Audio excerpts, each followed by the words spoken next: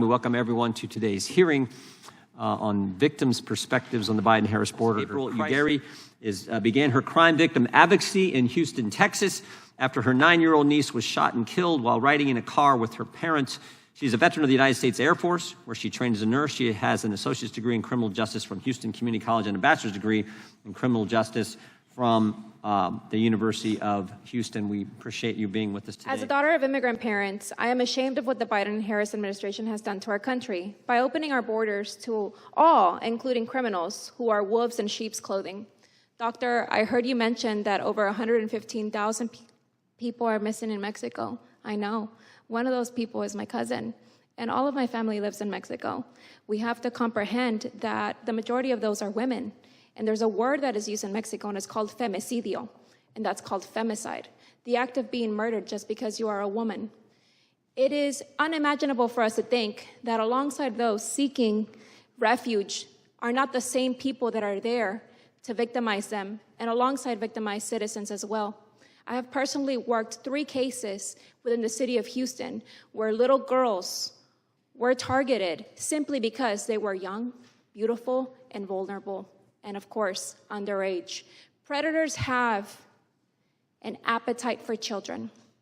And in all these cases, there was an 11-year-old, a 12-year-old whose mom is here today, and a 16-year-old freshman in high school. I'm gonna be the voice today for Maria Gonzalez, who is also a migrant. She arrived here, and her father didn't own a vehicle. He walked to work. Her father is the essence of the type of immigrants we should want in this country. A law-abiding, hardworking man working for $7 an hour, 14 hours a day. He left that weekend, and he told his daughter he was going to work. She had a cell phone. She was in the safety of her home. This migrant that came here as a child, crossed the border, was given to a sponsor, and was only here 3 weeks before he decided to leave his sponsor's home, go to Pasadena, Texas, from Louisiana, and he saw Maria. At one point or another, he decided that was gonna be his prey. He saw her father leave to work. He knew their schedule. He knocked on Maria's door. Maria, recognizing that it was a neighbor, told her father on WhatsApp on a voice message, "Hey, Dad, somebody's knocking on the door." And she said it in Spanish, "Papi, me estás tocando la puerta." Dad, is that you knocking on the door? Thinking her father had forgotten something. That was the last time he ever heard Maria's voice. When Maria went to the door, there's a little chain that we have in those apartments, right? When you open the door to try to keep us safe, that chain was not enough to keep this animal out of Maria's apartment. He pushed his way in, and Maria fought for her life. She was 11 years old. To all of you, 3 little girls passing away may not be many. But what if one of those little girls was your daughter, your granddaughter, or your niece? Can you imagine them trying to fight off a grown man off of them? The shock of being undressed.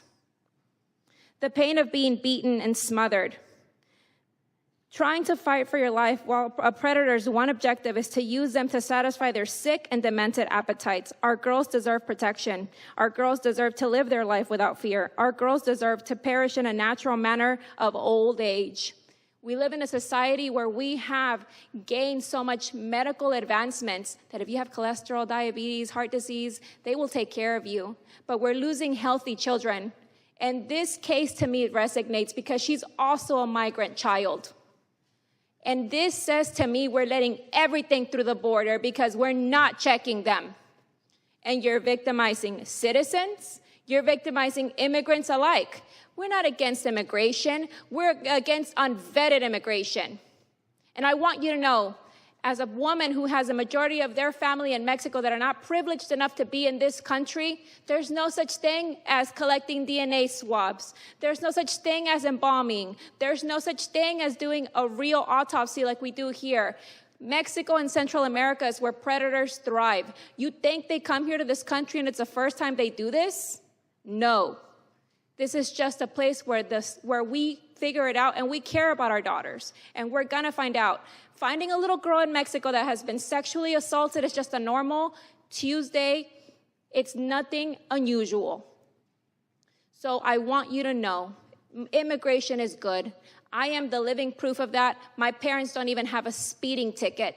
That's the type of migrants we want. But bringing them to this country, it's further victimizing what these same immigrants got away from in their countries. We have to have some form of check and balances, a real system to identify these criminals that are hiding in they're wolves in sheep's clothing is what they are.